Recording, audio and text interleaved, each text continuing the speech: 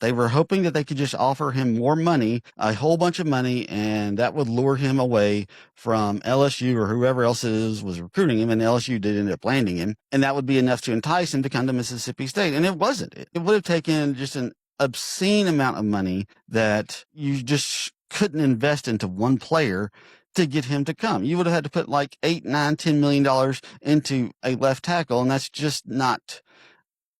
that's not financially feasible for any school, regardless of whether or not it's Mississippi State. You can't put that much resources into one player, and they've ended up striking out on Jordan Seaton.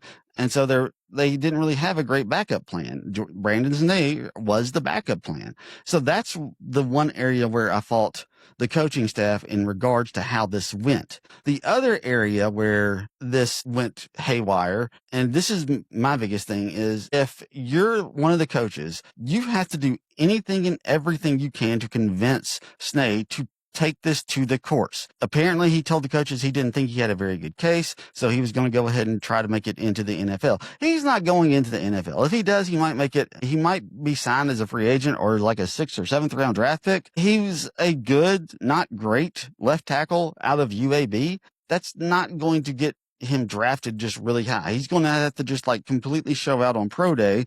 And maybe he does, but I just don't see that happening. So I don't understand how you as the coaching staff can't do everything you possibly can to convince this kid to challenge this in court, because these things have been overturned left and right across the country. And there's no reason to think that his case wouldn't either. I'm just completely shocked that they couldn't convince him to at least try to get this thing overturned. And for whatever reason, he's just was convinced he didn't have much of a case and is going on to try to make it into the NFL.